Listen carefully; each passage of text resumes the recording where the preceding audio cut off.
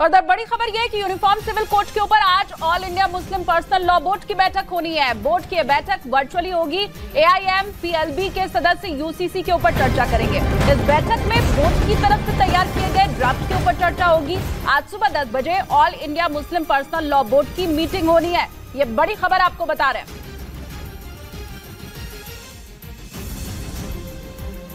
इस बीच आज एक बार फिर से all India Muslim personal law board की बैठक होगी। इस मीटिंग में बोर्ड की तरफ से तैयार किए जा रहे ड्राफ्ट पर चर्चा की जाएगी। वहीं यूनिफॉर्म सिविल कोड पर जमीयत उलेमा हिंद ने अपनी राय को तैयार कर लिया है। उधर देश के उपराष्ट्रपति जगदीप धनखड़ ने UCC के मुद्दे पर भी अपनी बात रखते हुए यूनिफॉर्म सिविल कोड को जल्द लागू करने पर जोर दिया है। Any further delay in implementation of uniform civil code will be corrosive of our values. साथ ही उपराष्ट्रपति ने कहा कि ये सही समय है जब समान नागरिक संहिता को लागू करना चाहिए।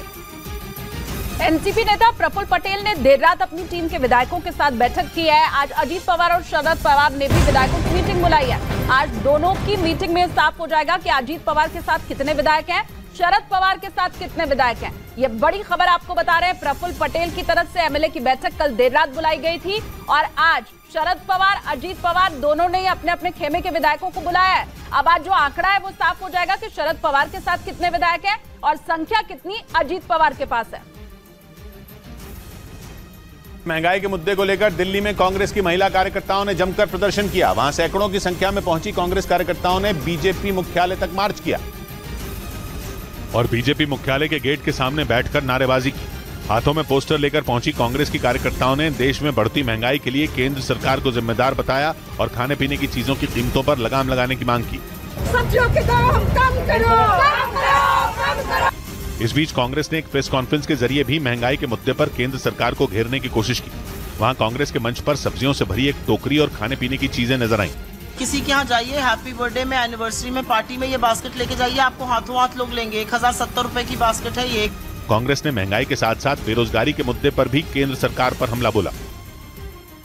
मध्य प्रदेश के इंदौर में प्रशासन ने 2 बदमाशों के घरों पर बुलडोजर चला दिया। पुलिस ने बताया कि दोनों बदमाशों पर 25 से ज्यादा मामले दर्ज हैं, जिनमें भीम यादव नाम के बदमाश पर एक बीजेपी नेता पर हमला करने का भी आरोप है और वो वारदात के बाद से ही फरार है। इसीलिए प्रशासन ने एक्शन लेते हुए इंदौर के खजराना इलाके में मौजूद भीम यादव के 2 मंजिला मकान पर बुलडोजर चलवा दिया। इस कार्रवाई के दौरान वहां लोगों की भीड़ जुट गई, जिसे देखते हुए बड़ी संख्या में पुलिस के जवानों को तैनात कर दिया गया। गुंडा अभियान के तहत उनका अतिक्रमण नगर निगम द्वारा तोड़ा गया है। इसके अलावा इंदौर नगर निगम की टीम ने हीरा नगर इलाके में मौजूद प्रथम उज्जैनी नाम के बदमाश के घर को भी जमींदोज कर दिया। पुलिस के मुताबिक प्रथम उज्जैनी के खिलाफ चोरी, मारपीट, अवैध वसूली और हत्या समेत 15 मामले दर्ज हैं।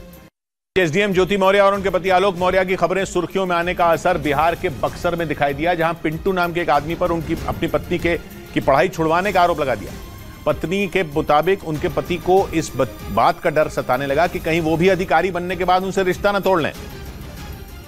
और इसी डर की वजह से बक्सर जिले में रहने वाले पिंटू ने अपनी पत्नी की पढ़ाई छुड़वा दी। जानकारी के मुताबिक पिंटू की पत्नी खुशबू उत्तर प्रदेश के प्रयागराज में रहकर बिहार प्रशासनिक सेवा की तैयारी कर रही थी, लेकिन उनका कहना है कि यूपी की PCS अधिकारी ज्योति मौर्य की कहानी सामने आने के बाद उन्होंने अपनी पत्नी को वापस अपने गाँव बुला लिया। तो इस घटना से बहुत मैं आहत हूँ, इसलिए मैं आगे पढ़ा नहीं सकता। लेकिन पिंटू के इस रवैये से परेशान होकर उनकी पत्नी खुशबू थाने पहुँच गयी। हर कोई एक जैसा नहीं है, हम नहीं ऐसा करेंगे। जिसके बाद पुलिस अधिकारियों